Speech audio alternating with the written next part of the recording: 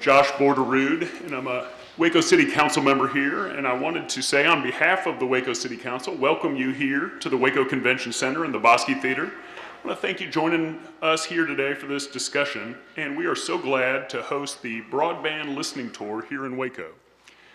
You all are here because you're invested in broadband access and expansion, and we look forward to hearing from you here today. But first, I have the honor of giving a brief introduction for Comptroller Glenn Hagar, who is spearheading this effort throughout the state. Comptroller Hagar was elected as Texas Comptroller of Public Accounts in 2014 and then re-elected in 2018. He has previously served in the Texas legislature both as a House member and a state senator. And as Comptroller for Texas, he is the Chief Financial Officer for the world's 9th largest economy. The Comptroller's office operates the newly formed Broadband Development Office, or BDO, and Comptroller Hagar chairs the BDO Board of Advisors. Broadband plays an increasingly important role in the livelihoods of everyday Texans and our state's economy. But there exists an achievement gap, or a digital divide, between Texans with access to broadband and those without. Broadband expansion in Texas fits well with the core missions of the Comptroller's office by serving the best interest of Texas taxpayers and fostering their economic success. Comptroller Hagar is committed to expanding access to broadband services across Texas. We want to thank Comptroller Hagar and his team for traveling to Waco to hear from our community, and to all of you who have come out today, your input in this process is invaluable. Thank you for being here to share your part in the greater Waco community's experience with internet access in both our region and statewide. As the Broadband Development Office develops its plan to close the digital divide in Texas, your feedback will help prioritize kind of next action steps and will create a lasting impact on making Texas the most connected state in the nation. Please join me in giving a warm welcome to Texas Comptroller Glenn Hagar.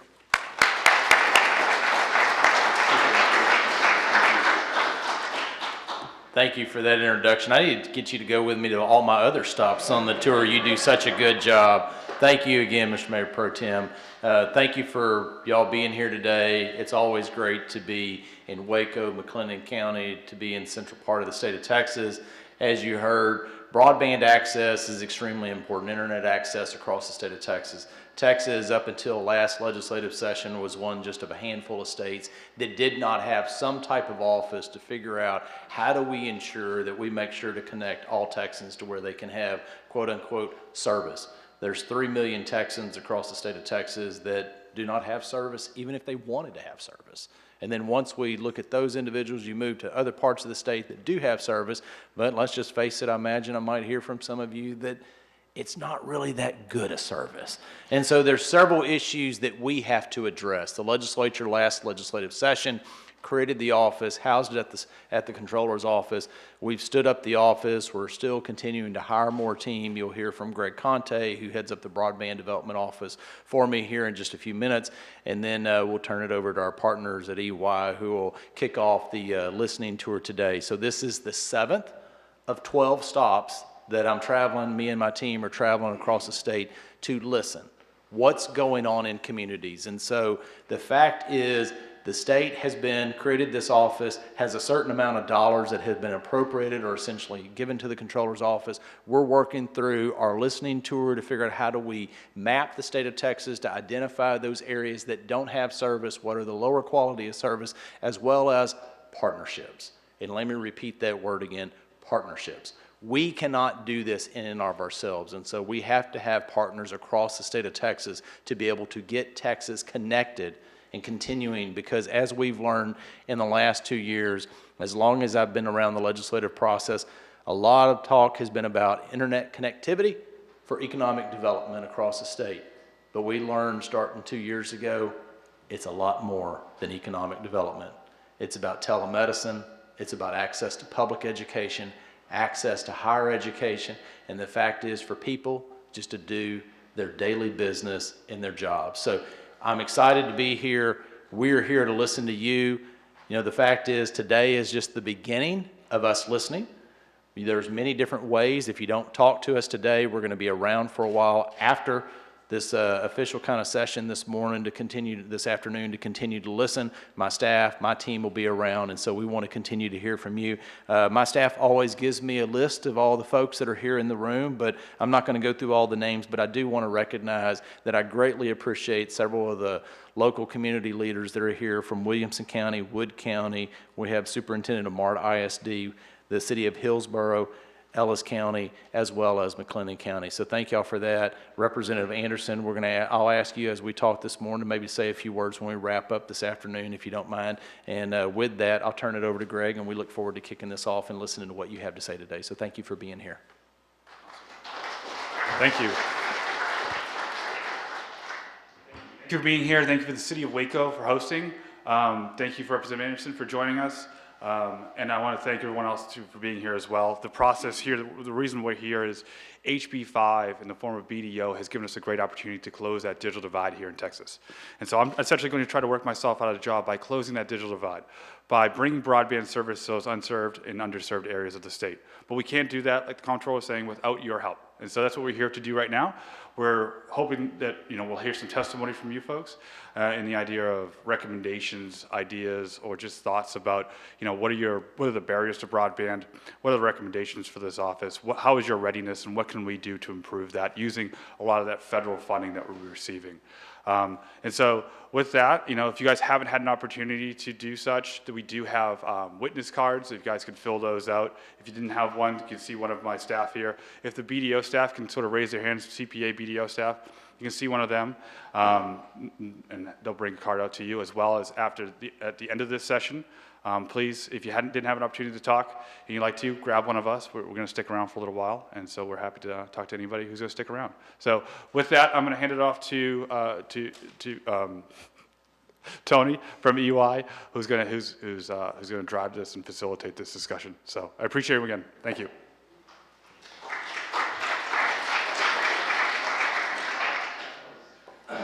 Think of a clever name I could have substituted, but I was not quick enough on my feet. Good afternoon, everybody. My name is Tony DeLisi, and I'm the Director of Strategy within Ernst & Young's Economic Development Practice, based in Austin, but we do strategic planning work with communities all across the state and know really how important this effort is and broadband is to communities, as everybody's been mentioning. Our team, along with others within EY, we're assisting the BDO in building this plan and conducting this outreach and really hearing from Texans and understanding what the particulars are in each of these regions. What are these opportunities to help us address that digital divide? So we know how important this is, and today we're really here to listen and learn from you. We can't build a solution without hearing what you're doing, what those opportunities look like. As Greg said, please, if you'd like to speak, fill out a card now. If we're going through and you're hearing from other folks and you think of something you want to say, raise your hand and reach out to one of those folks and get a card and fill it out. We really do want to hear from you. As we're doing that, though, let's please try to keep your remarks to 3 to 5 minutes. We only have a limited time here today as part of this process, and we got lots of people that we want to hear from. Additionally, as I'm going through these cards here, I'm going to point out who's on deck coming up next. And when I say your name, could you just raise your hand? And that's so those folks with the microphone can see you, know where you are, and be ready to go when your turn comes up. So with that, we're really getting into what we're here for today, which is to hear from all of you. The first speaker we're going to have is Lane Burnett. And right afterwards, can I just have you on deck, Thomas Schenk. Could you please raise your hand? Thomas, right here. And Lane, where are you? Oh, well, makes it easy. Well, first of all, thank all of y'all for putting this on and giving us the opportunity to learn more about the process and how we go forward. I'm from Bosque County, which is a neighboring county, and we're, I guess, trying to find a way to get our county government involved in trying to access these funds and taking advantage of this opportunity. So I have more questions than I have comments, but the main thing I'd like to understand is right now, I'm reading through your website and everything, the FCC's maps are going to be available in June, needs maps. I don't know how accurate those will be. So I think it's best for the county to develop their own as well. And then it says that your grants will be late summer is when that process will start. So I think one thing that we could provide knowledge for our county is the timelines, definitive timelines of when the grant guidelines would be published, so that and how the timing of the awards and the amount of dollars that potential could be released, and what the timing of the dollars being released is, such as, is there a timeline for which the dollars awarded would need to be spent in? Would you want me to answer that? Yeah, if you. Yeah, absolutely. So the guidance, the first funding tranche that we'll have is from the ARPA, Coronavirus Capital Projects Fund, that's administered by the United States Treasury. They've already released their guidance. I think they did that back in, I think, January time. So we'll, due to preemption, we will have to follow their guidance as well. And essentially that's what we're here for too. As we develop this plan, and you talk about timeline, our plan is to be developed by mid-June. So that plan itself will be our North Star as we stand that grant process up. So we'll have U.S. Treasury's guidance, but we'll also develop guidance through this process. And that's essentially why we're here. We want to make sure that we have this opportunity to hear what should we be thinking about. We don't know everything there is to know, particularly on a regional basis, so that's what we're here to provide. And we'll establish that criteria sometime this summer, and we'll release that as well through the NOFA. Okay. Yeah. Okay.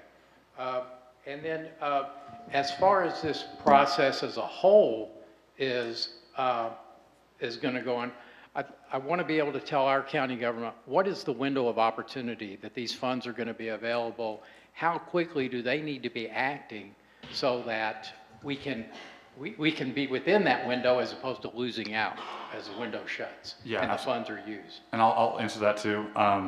With Treasury's funding, that all those funding needs to be expended by December 2026. So if you're not shovel ready yet, if you haven't done that planning yet on a community basis, get to work. Is that the dollars have to be spent by? Expended, yeah. Okay. And ARPA, yep.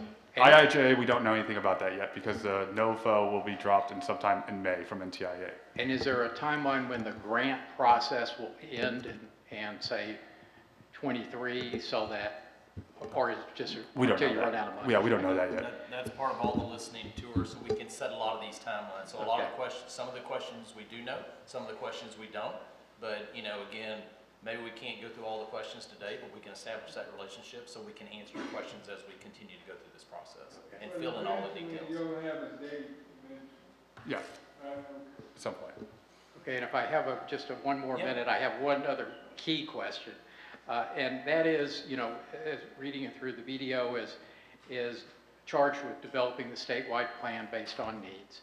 And, but you're relying on the entities, like say maybe Bosque County, to help you understand what the needs are in that, for you to develop your plan. Some communities have been working on mapping, some have not. Now, there's not necessarily a right or a wrong, but say, for example, just not too far in Bell County is using some of their dollars, and that just helps us. That's more pieces of the puzzle and information that is out there. Some of the COGs have, there's all these different groups that have been doing things, and so all those data points are better. And to answer your question of the maps, and I grew up on the Gulf Coast, so, we talk about hurricanes down there. When a hurricane enters the Gulf, you have a certainty that it's going to hit somewhere between the border of Mexico and Texas and somewhere in Florida. But it's going to be not that wide. And then as it gets further, that cone, and so the point being is, the federal maps, are they that wide? No. Are they precise to the exact point? No. They're somewhere in between. And so our job is to continue to fill in those details to make them precise. Okay. And so I guess what it gets down to for our county is, before the grant process starts, is there a mechanism for funding any of the cost of developing a map or writing the grants, those type of things that are pre-grant? Right, like technical assistance. Yeah. Yeah.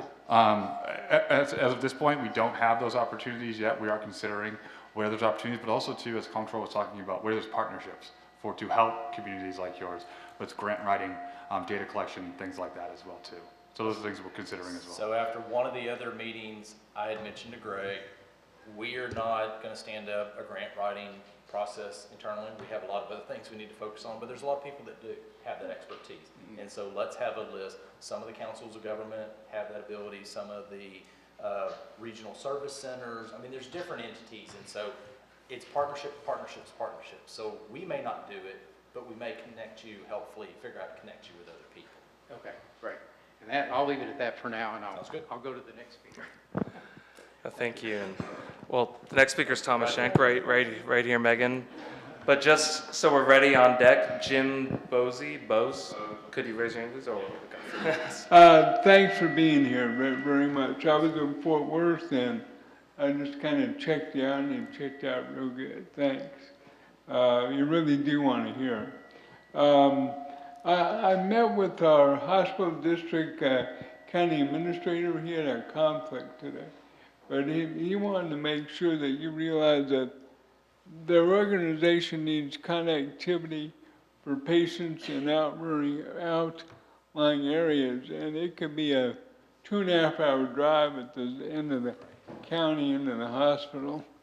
And also access to the patient portholes where the internet speed is vital.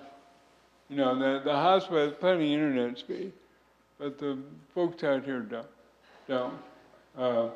And then talking to specialists in other cities, follow up to cities. Some people have to drive 6 hours, some 3 to do that deal. And then our county government is real reticent to deal with federal funds. And I want to know how you're dealing with that with counties that they're just nervous about doing anything with federal monies. And to be real frank, I don't know what to do about that because the money is sitting there. We need it. So whatever you can do to help in that area, I'd appreciate it. Let's see. And what kind of monitoring is going to happen on trusting the accuracy of the data? You know, it's like, what kind of peering needs to happen where you guys are confident that, yeah, the ISP and this group of citizens, that we trust their data and it can be triangulated engineering-wise. And is there a process for that now, or? You know, HB 5 does require us to develop a state broadband map. Obviously, within the bill, it requires us to follow the same methodology as the FCC, but that doesn't prohibit us from implementing like speed tests or doing other sort of verification processes along with that data as well too. Okay. And so we're certainly going to be, we know that the current maps are flawed. We know that there potentially could be some flaws, like the FCC is asking for advertised speed instead of actual speeds. It's like, so we'll consider those and what we can do on our end to make sure that the map itself and our data collection strategy is the most accurate possible. And then my last question is, I think it would help to have a guidance on the internet providers getting together with local groups and maybe have meetings like this to start that process. Yeah. No, thank you. And as we're seeing with these questions and the conversation as well, it does take additional research and planning and partnerships at the local as well as the state level for this, for it all to work. State can only figure out some parts of this, but as regions team together and the municipalities and figure out all this information, we're gonna have to bring it all together at each of those levels to be successful. After Jim, we have Kelly Allison. Can you raise your hand? Oh. So Jim?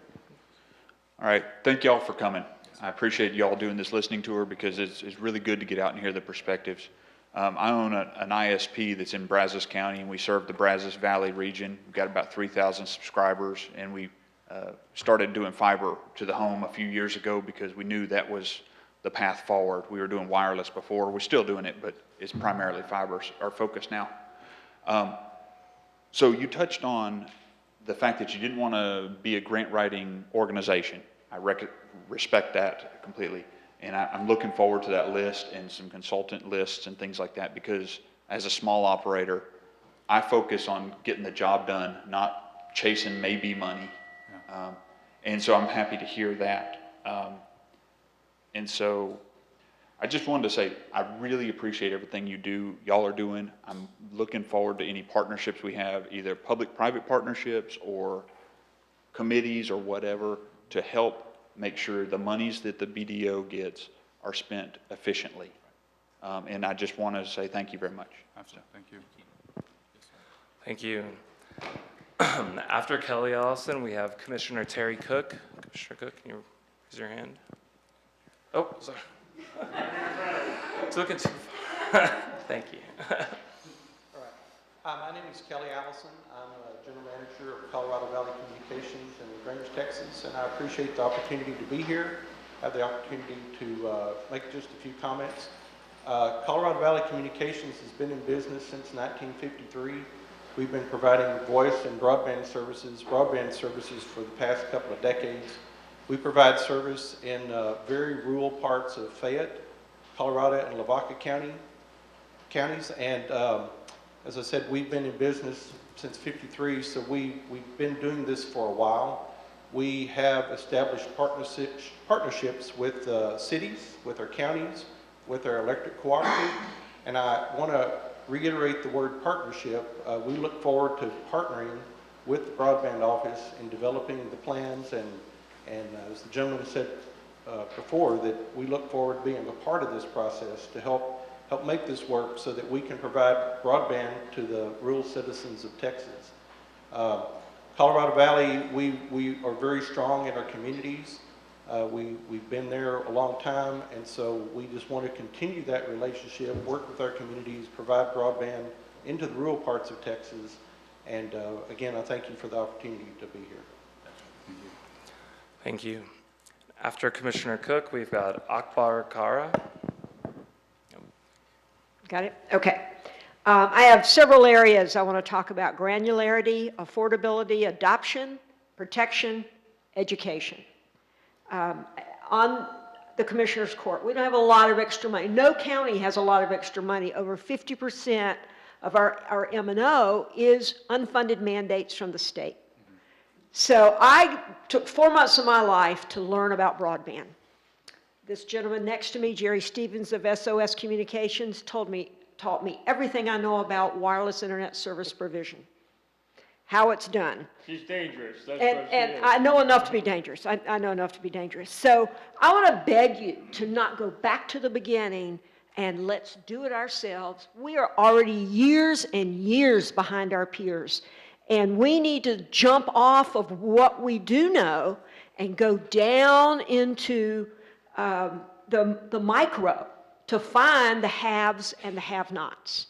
And then then you look at, now, how do we do this? I'm in a county that's tops in the nation in growth, and we build roads. And by golly, we don't use the right-of-way to drop in conduit, and I can't talk anybody into doing that. I even said, let me go find you the money. I don't want to be in that business. And I realized when you start your schedule to get a road done, you don't want to stop. And if you can't get a provider in there to lay conduit in 2 days or something in your right-of-way that you've nicely set aside over here, you can't afford to deal with them, and we need to get around that somehow. I've written TxDOT on, do you have a plan for where you're going out into the counties and building roads? Can your right-of-way be used to lay down conduit? And you're going to have access points every now and then for that. And then you get into the leasing business. Well, who's got the bandwidth to handle that in personnel? But that's something we ought to be looking at. There are a lot of success stories where someone in a lot of foresight did lay conduit in right-of-ways, and states jumped right on it once they found it. But they jumped on it. Now, affordability is something, don't know if we'll ever solve that. What we do know is that we Americans are paying more for slower speeds than the rest of our peers. This is a way we can take down that infrastructure cost to maybe bring down the cost of having the service. With adoption, we need protection and we need education, or we're just setting ourselves up for the vultures to come right in, and then we all get affected or infected based on that. And there's some really great, especially focused on older adults. But we need to think about a bucket of education money and a bucket of antiviral software. We need to work with vendors to get that price down, buy it in quantity, and make sure people have it so that we're safe. We want to stay safe. And finally, we need to eliminate any legislative roadblocks that keep broadband from being expanded. And that's picking up, let municipalities get in that business if they want to. There's not going to be many. It's expensive, and it takes personnel, full-time personnel, and they're probably not going to do it. So I think the fear factor shouldn't be there to say, just let's open this baby up and let's get this road of information to everybody to remove the barriers to it. Digital equity is kind of critical today. If you want people to get jobs, they need broadband. If you need elderly people to have telemedicine, they need broadband. I just can't stress it enough that we really do need to jump on this money while it's here, and it's limited time only. We need to get it, and we need to be using it effectively. Thank you. Thank you. And you know, the funding might be a limited time, but this need has been here and will continue, and we are hearing it loud and clear. After Akbar Kara, we've got Matt Meadows. Hi, everybody. My name is Akbar Kara. I run the nonprofit Lone Star Education and Research Network. There are 400 plus institutions that benefit from a fiber optic network, which was birthed by the seed money from the legislature. And the middle school kid that was entering school at that time is now probably entering law school or medical school. And so we're pretty proud of maintaining and sustaining a nonprofit network, which not only supports K through 12, but supports large research universities as well. And we are also happy to serve our friends in the library community and the cities and counties. And the reason I am here making some remarks is this is by no means the smallest opportunity. It is the largest opportunity that we or our kids will ever see. And we have to get this right. And sustainability is a big thing for us. You can spend the money one time, but if it doesn't sustain, if it's not maintained, folks will stop using it. And then what you have just done is done a nice project, put a bow on it, and then let it die. So we need to think about sustainability. We also need to think about accountability. If folks are going to promise on paper that they're going to build a broadband network that is going to improve the quality of lives of our Texans, we need to hold them accountable, right? So we need to have that baked into our application process so that those who are not performing, that there is a way for us to take care of the communities that didn't get what they were supposed to get, right? Number three, we are a nonprofit. We are a resource to anybody who is thinking about developing broadband, offer to lend our expertise. We have a staff of 19 that have been doing nothing but building high-speed, high-quality, low-latency networks. So if you're intimidated by the jargon, come and talk to us. Maybe we can help you translate. And I appreciate the time, and I appreciate what you do. Thank you. Thank you, and thank you for volunteering. We've got a lot of folks looking for some of that help. Well, after Matt, we've got Herb Krasner on deck. Could you raise your hand? All right, right there. Good afternoon. Can you hear me okay? Good. Yes, sir. Comptroller Hagar, thank you so much for being here today as you launch the second half of your listening tour. And to you and your associates, we welcome you and we appreciate it. Glenn, you've been a great friend to Waco, and we thank you for that through the years. My name is Matt Metters. I'm the president and CEO of the Greater Waco Chamber of Commerce. And as the leader of the Greater Waco Chamber, our primary responsibility is to develop our economy and develop our community. And a few minutes ago, Comptroller Hagar, you were talking through your introduction, your introductory remarks, you were talking about economic development and how important broadband or high-speed internet is to developing an economy. But that's not what we're here for today, but you're absolutely correct. A couple days ago, I was in Austin.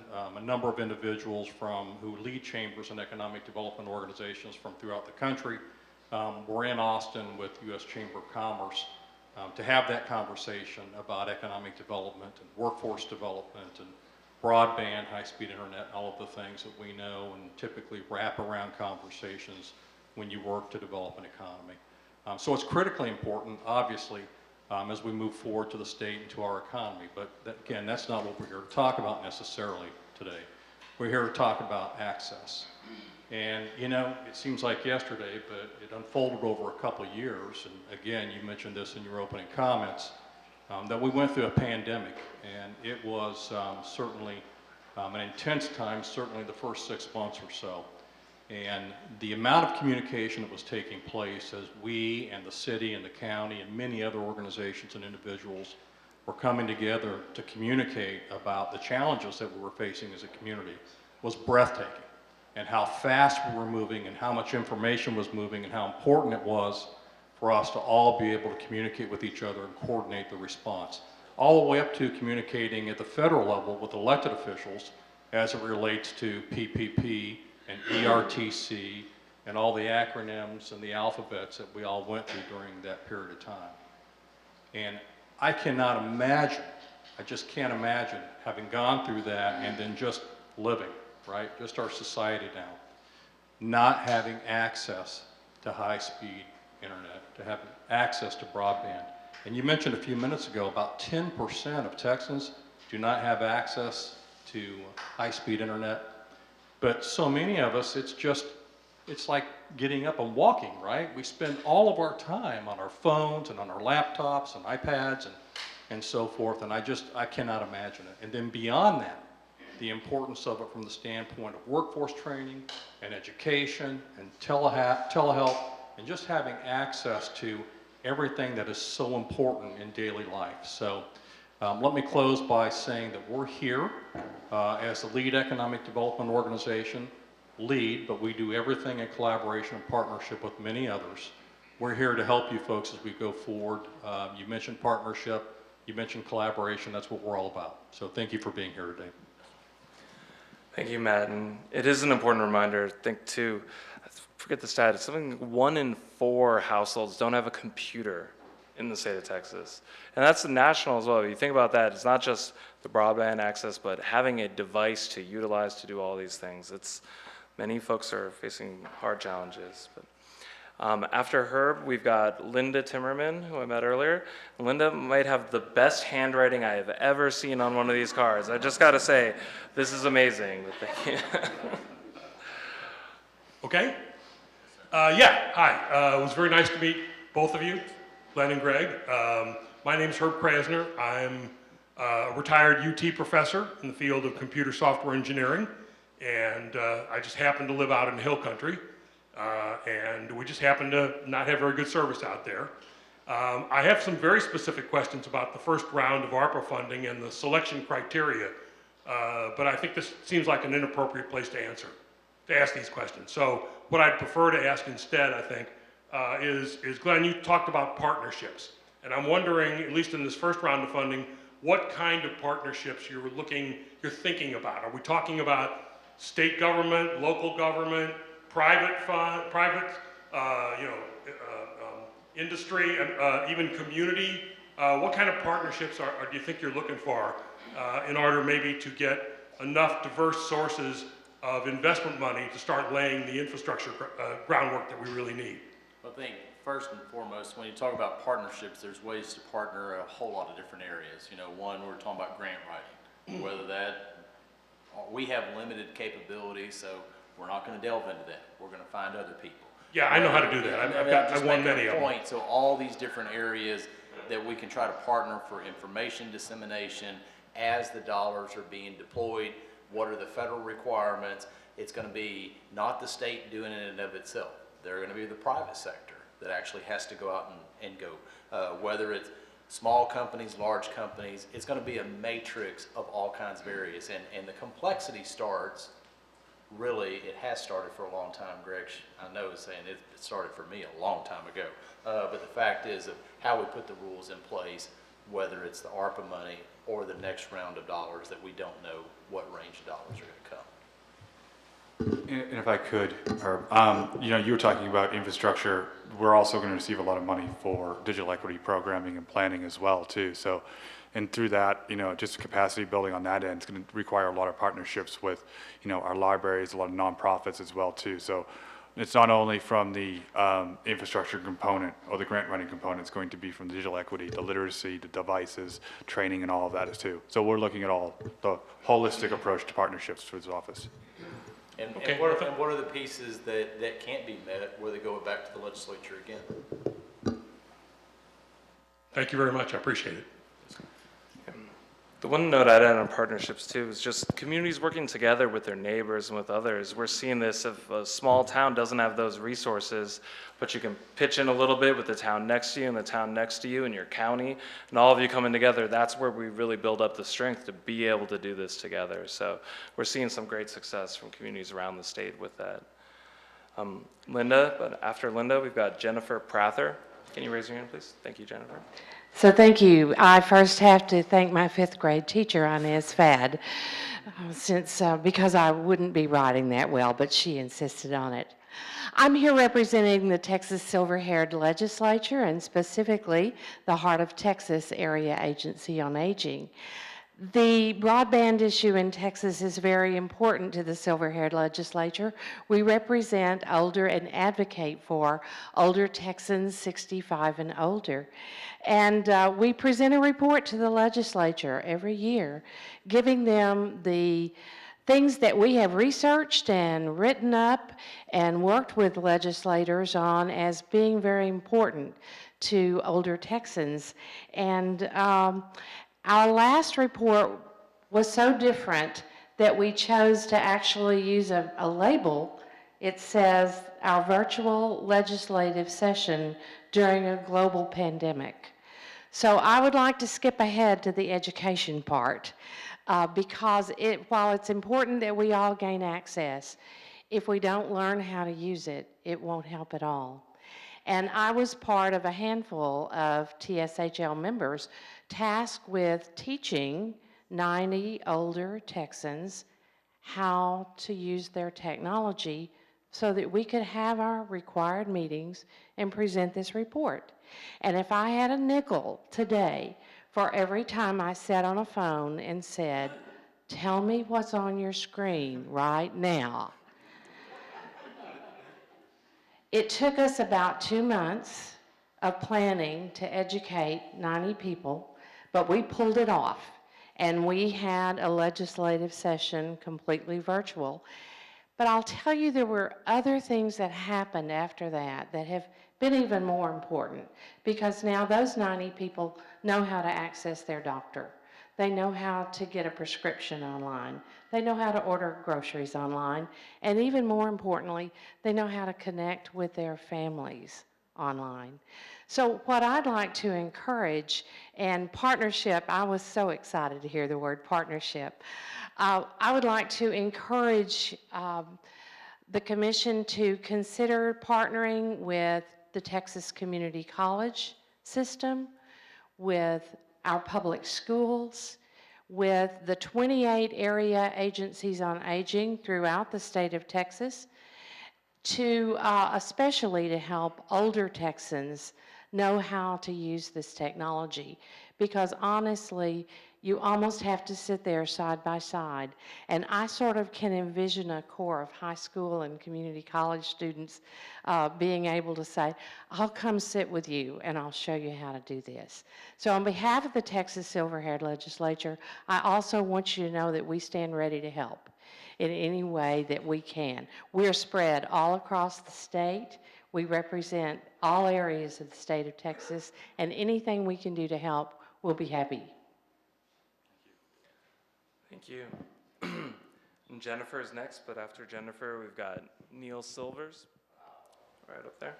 Thank you, sir. Thank you. Good afternoon. My name is Jennifer Prather, and I'm the CEO of Totelcom Communications. We're a community-based rural broadband provider. We're headquartered in De Leon, Texas, which is in Comanche County. We serve about 12,000 locations, many of those with fiber. We serve a lot of rural hospitals and schools. We actually serve a wind farm and a solar farm, lots of rural towns, businesses, and the residents as well. And so the last 2 years, we've seen just how important that is. And we've had to do a lot of those community partnerships to serve those. With a project as big as a wind farm, it takes a lot of county officials to know when and where and how, and to work on right-of-ways and things like that. So we're happy to see now the state of Texas have an office dedicated to that cause. We were on a call Friday with Ernst & Young, a stakeholder call, where we had a lot of, I thought, really good, productive conversation about mapping issues and best practices. We talked a lot about existing partnerships, some of the pros and cons, and two other things I wanted to highlight today for you was just two pieces of that. One, as mentioned earlier, the accountability factor of that. We think that local level is where you can get the best on both the front end, because those local officials know the providers in the area, they know what's been done, they know, importantly, what's in process, because these are not overnight projects. So they know what's currently happening, and then they know what's still to be done. And then on the back end, they know what was done, because as it was said, it's important that if we're going to spend this money, we want to make sure we get what was promised. The other piece we want to highlight is the importance of having service providers have some skin in the game. We like to see a matching component to that, because these are, while it's a momentary amount of money, these are long-term investments. And these investments take years of maintenance and service to keep that service quality what you need it to be. So having a provider that has some incentive to be there, some skin in the game, that community base to it, we think is very helpful as well. And then lastly, I just want to say that we also really appreciate the focus on digital literacy and the affordability component, because we can build all the fiber that we can, but if there's no devices and people don't know how to use it, then obviously that doesn't really go any further. So thanks for the time today, and thanks for being here. Thank you. After Neil, we have Liana Dabney. Lena Dabney? Oh, hiding over there, sorry, right there. Thank you. Hello, I'm Neil Silvers, and I'm with Backroads Broadband. I'm based out of Navarro County, just the adjacent county to this one. And as of date, I looked at the documentation, and our county hadn't used any of the ARPA funding for broadband. They've used it for almost everything except for broadband. I've been working with the commissioners and the judge. I think their biggest thing is being uncomfortable with how to spend the money and what strings are going to be attached and what accountability they're going to have to spend that money. You know, I don't know if you guys plan to, you know, give more guidelines as it comes out to the counties and stuff, the local counties, and let them know exactly how they can spend the money, what strings are attached, what they need to do. I know there is some documentation, but it's still not exactly defined. And I echo the lady over here that said that we need education. We deal every day with older people, and it's pretty bad when we go in and we install a router that you need an app. You know, most of our routers, we use an app, and it'll give you some protection about who's connecting to it and all this. Well, it works really great as long as they have a smartphone. But when you walk into a house and they're old enough to have a flip phone, and we have to set the router up for them, okay, we need that needs to be addressed at some point, right? Education. And we do training at our facility, but that needs to be stressed. Also, I didn't know what your thoughts were on using incumbent providers. We cover about probably 80% of Navarro County now. We've been in business for about 9 years doing broadband. I've been in communications now for about 40 years. But in broadband in our county, we've been there about 9 years. And so what kind of weight would incumbent providers have on some of the funding sources? Neil, to your first point, we plan to be completely transparent and clear on what the funding can and can't be used on. As far as the incumbent, you know, that's something that we're still considering as we develop this criteria process, kind of who can and can't be eligible for use. We're looking a lot at the federal guidelines and the guidance on that, and they're pretty clear in their guidance on who can and can't use this funding. So we'll be following for that component, following the federal guidance on those. Next up, we actually have Bill Gray. Bill, oh, you say. And up on deck will be Jerry Stevens. Jerry, oh, right.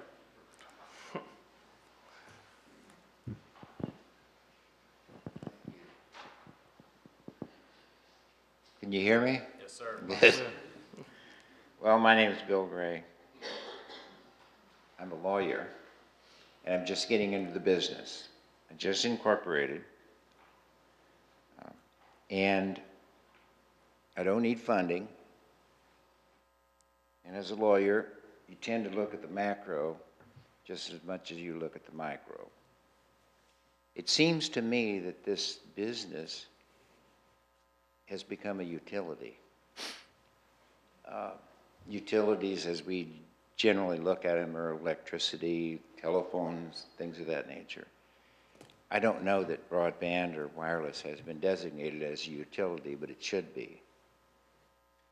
And it should be given the same importance, in my opinion. Looking at the macro of the business as a whole and the model that it seems to have in Texas is that there doesn't seem to be any conformity from city to city or county to county on tower size, frequency, and other things. And oftentimes government stands in the way of progress when something like that occurs. If you go to one city and you want a tower of a certain size, they'll say, well, it's okay, and then you go to another city, it's not okay.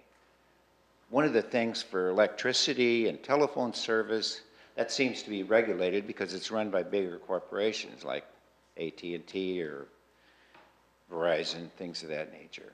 So there needs to be some effort to give conformity from city to city so that internet providers can have some predictability. Because from my standpoint, the reason I want to get into this business is because I've heard that there are so many people in Texas that are underserved or not being served. That being the case, I wouldn't know how to identify them. I don't know if the state has done anything to say, here's some certain rural areas, or maybe it's pricing, or maybe there's just no internet service in those areas. If the state of Texas would come out and say where these underserved areas are, people like myself would want to go in there and try to help that as soon as possible. And so hopefully there will be some effort to not just say that there's 3 million people in Texas that are underserved, but to say this is how we're going to serve them. Because if this business has gotten to the point where it's a utility, somebody has to say everybody needs that service. Because everybody needs electricity. Everybody needs a phone. And I think everybody needs internet. And so we need to identify where those people are that are being underserved so that the businesses that are in the people that are in this room today can go take care of that. So it's beneficial to both. So anyway, that's what I've got to say. And so I would request that at some point in time that the state identify the locations where people are being underserved. And secondly, see if the state can do something to give more conformity to the regulations that are outlined from city to city to city to city that may in fact be standing in the way of the progress of taking care of everyone that's underserved. Well, thank you. And after Jerry, we have Kaneki Daly. Am I saying this right? Hello? Miss Bailey. Oh, sorry. Jerry Stevens, having been involved in other statewide initiatives in Texas and worked with the governor's office, state legislature, you have an awesome task in front of you. There's going to be many stakeholders that are going to offer conflicting advice, competing desires, and somehow you've got to work yourself through that with something that's going to be very meaningful to the end users, namely reliable, affordable broadband. I started a company about a dozen years ago in a small bedroom community in Gerald. We now cover about 3,500 square miles, primarily focusing on rural and suburban customers, the have-nots. And we've recently associated with a large company by the name of VTX. We, together with them and their member companies, cover the area the size of Mississippi and Texas, from Temple to Brownsville. And so we have a pretty good understanding of some of the challenges that you're going to be facing. So what I want to do is address some of the things that are more process and how some of the other state agencies could play a facilitating role here. We've been challenged, as has FCC, in developing meaningful maps. And we dutifully send in reports for 77 reports, but what comes back doesn't seem to reflect the actuality of their service delivery. And that's really critical. Connected Nation has developed very reliable maps. And I would encourage you, I know that what House Bill directs you to do, House Bill 5 directs you to do, but I would encourage you to the extent possible to utilize Connected Nation. FCC is going through a process, and their lightning speed, it'll probably be the end of this year before we'll see the results of that. That's not necessarily going to be helpful to your task. So use what exists and try and build on it and validate it. Because not everybody in this field is really honest about what they're reporting. They may offer something, but what they deliver is not necessarily the same. The second point has to do with the State Highway Department, DOT. Highway Department could really be a helpful party in this process, because every time they widen, improve a road, and this goes back to some of the points that Commissioner Cook made, they need to take into consideration that the road is a public utility. And by putting in, when they're doing their widening, they're putting in conduit, become a public facility that the ISPs of Texas can also utilize in extending fiber to where it's needed. Going back and digging up, after a fresh highway's been completed, and digging up the right-of-way and laying fiber is not the most prudent course. So I'd encourage you to think about how DOT, State Highway Department, can actually facilitate this. They have a process they've recently established in session 19, I think, that allows people to be aware of, but they don't actually take any steps to make sure there's conduit's really cheap. You can maintain it for years without having to maintain it. So make sure that they have the conduit in the road, just like the roads can be used, the conduit could be used to facilitate getting fiber where it needs to be. Similarly, the Public Utility Commission has a role here, I believe. There's a representative here today of rural electric co-ops. They're not necessarily wanting to get into the internet business, but they have rights of way, they have utility poles, and it's a bit of a challenge to get their attention to allow us to use those poles to run fiber to homes. And so I think that the PUC has a role here that needs to be explored and determine how to encourage rural electric co-ops to make their poles, their utility poles, available to ISPs that want to extend service. Some of them may want to do that themselves. That's fine. But what's an inhibiting factor here is getting their permission and a reasonable cost to be on the pole to take fiber to where it needs to go. The final point is one I think that's often overlooked, and it's painfully clear to me as a practitioner. We can talk about underserved populations. We can identify where they are, be they either is it an affordability issue or just availability. But in the final analysis, if there's not middle mile fiber any place in their area, it doesn't matter. The only choice we have then is fixed wireless, and with its limitations, it's hard to reach the new standard for broadband, 100 by 20.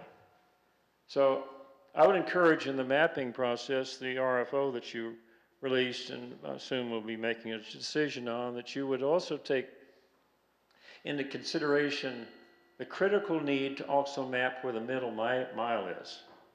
Because that middle mile fiber is going to give us the ability to either do fiber to the endpoint, the handoff, or not. And that's really what's missing today. Even in Williamson County, where we have the largest development project brought in, namely the $17 billion plant, it's going to be in Williamson County. We have one provider that's in the area and no feeders, nothing in the area. So we're working with the Commissioner's Court to see how we can extend fiber to the area, because here's this beautiful plant it's going to be. And we're building roads around it. We're building roads, right. And so we've got to really utilize the knowledge that you gained in your mapping project, to identify where the middle mile fiber is. Without that, you're going to be really hard pressed to provide and meet the broadband standard. You have any questions about any of this? All right. Thank you for the opportunity. Thank you, Jerry. And we've got a few more speakers that have been added in here. If we could just keep it to just 1 minute each so we can get through these while we still have time. But after Ms. Daly, we have Charlie Kano. Charlie, all right, thank you. I'm Kenesi Daly. I don't have any suggestions for you. I'm sure you all have it all together and maybe figure it out on your own. But I do have a couple questions. I'm wondering, because it's to serve the underserved, and that is the objective. How likely is it that we're going to meet the objective? And will everybody that is underserved or not served with broadband, how likely is it that we will be served, meaning that we will have broadband at the end of this project? And if not, who's going to be missed?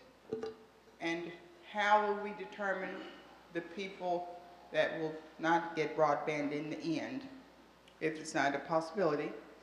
And somewhere in this, will there be a map showing us where these areas are? Because at this point, it's just Axtell and Leroy to me. That's all I'm thinking about, and that's all I know. And in my mind, I think it ought to be possible, in my mind. So those are my questions. Okay. So the first tranche of funding will be the United States Treasury funding. That requires us to focus on areas that do not have access to 100/20. That's what the Treasury considers an unserved area. So that's how that funding will be utilized. Now, coming in right behind that is the infrastructure bill. The infrastructure bill is a cascading effect. All the money can only be focused on areas that are unserved. And according to NTIA, those areas are those without 25/3. Simple broadband. Do you not have broadband, or do you have it?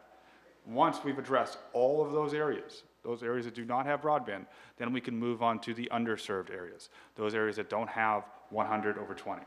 Once we've addressed all of those areas with the funding, then we can move on to these community anchor institutions.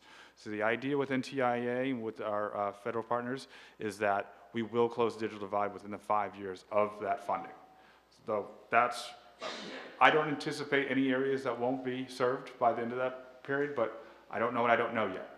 To your question about how we're going to know where those areas are, as we were talking about before, HB5 requires us to establish a broadband map. That broadband map is an address-level location fabric map. Each address, business, household, does that household or business have access to broadband? Not do they subscribe, but do they have access to it? Yes or no? And that's how we would determine those areas moving forward. How do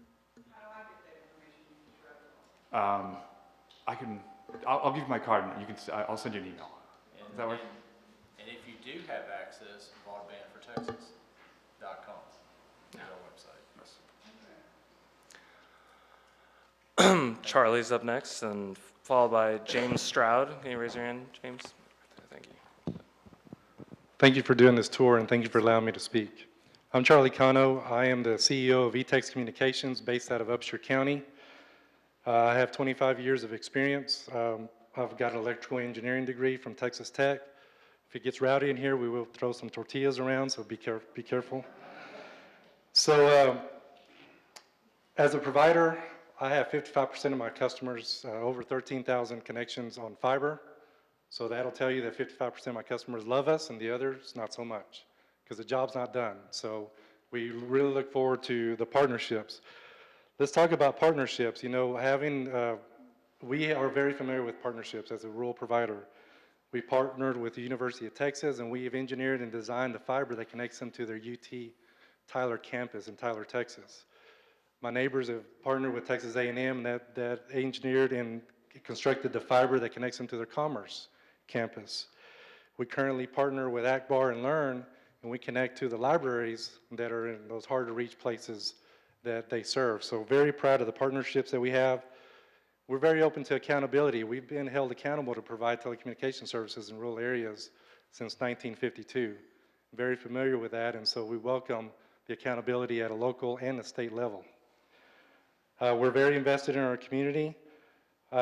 We can provide detailed maps. We have everything GPS. We can show you exactly where the customers are that are underserved, unserved, and or have adequate broadband. Two last points that I want to point out. You know, I would suggest that you study the best engineering practices and using the best technology that money can buy. We just had a tornado that ripped through the heart of Upshur County and went through 40 miles of our territory. Very fortunate, very happy to report there was no injury, no fatalities, some injuries, but everybody is doing well. But ETEX Communications had 0 outages because of the best engineering practices that we use in burying all of our facilities. So my teams had the opportunity to not have to go out and repair our facilities, but go out and dig out some customers and dig out some people. And that's how we use our resources, and that we have been the last couple of weeks. The last thing is it's important that we find these gaps. We find where these underserved and unserved individuals are. There's some providers that have already done a really good job. I'm not saying that we're that provider. There's plenty of examples. We'd like to be one of those examples, but that's what we're shooting for. I would suggest that you study what's the DNA of the providers that are ahead of the curve. What has given them the stability, what has given them the opportunity to do their job well. If we study that DNA, that may give us some answers on where we need to go. Thank you for your time. Thank you. James?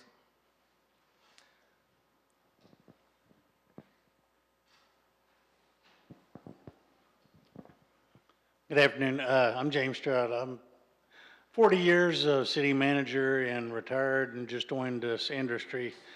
We're with XIT Communications, and we are rural by definition. We serve north of Amarillo. We missed the meeting in Amarillo. We're happy to be able to attend here. Listen to the comments. We are by definition exactly what y'all are looking at here. We serve basically 5 counties north of Amarillo that some have no service at all. So we're looking to have a partnership with this and help us. We have shovel-ready projects for several of these, moving into some cities around there that have no service as far as that. So we're looking forward to this. Thank you. Thank you. Appreciate you being here. Well, before I pass it to Representative Doc Anderson's here, I just wanted to say thank you to everybody, but please keep participating in this. As Comptroller Hagar said, this is just one part of this process. People have been working on this for years. We are continuing to listen. There's going to be additional planning related to IIJA, digital equity, so much that keeps this moving forward. But it really is so important that we hear from all of you through this. So please take the survey if you haven't already, share it with others. The more we can get that input, it just adds to our understanding and our ability to keep this moving. And can I just have the BDO and EY team folks raise your hands? Remember too, all of us, we're here, we're gonna be sticking around. If you wanna come up and share some more information, get a card, please speak to us further. And with that, I will just say thank you very much and pass to Representative Anderson.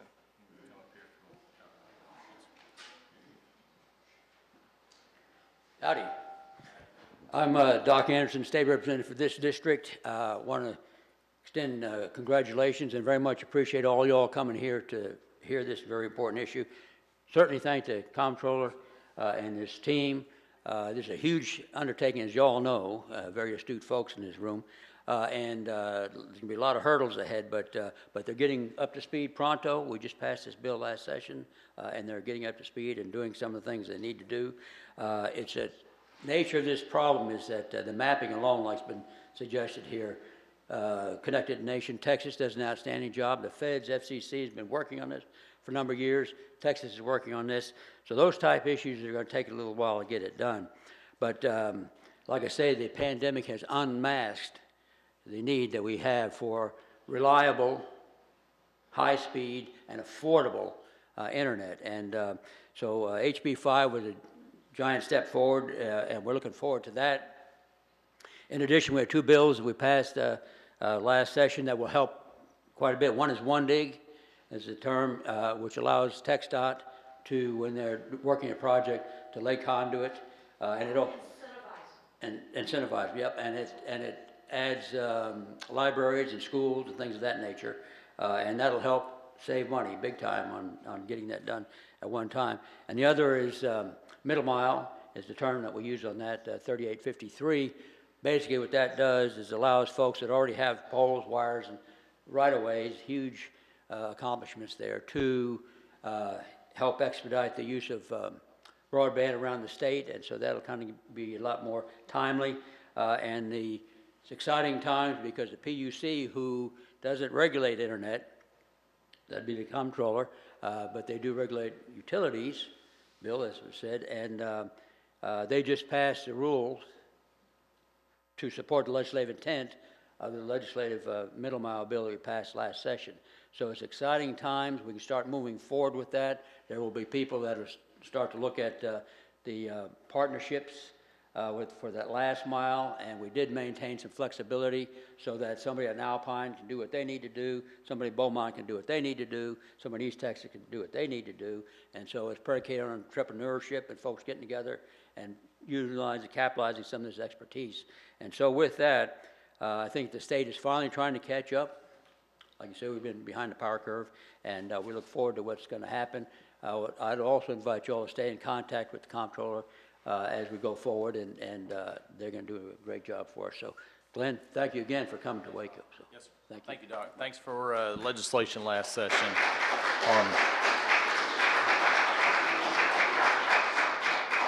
So appreciate your work on the middle mile. That's important legislation. Again, thank you for being here. Appreciate your time. Appreciate you coming out. Again, today is not the last day of listening and partnerships and working together. There's a lot of work that we have to accomplish, but we look forward to it, and it is a real great pleasure. I want to, again, thank the city of Waco for hosting us today and look forward to continuing to visit with you. So we'll be around for a while yet today. So thank you again.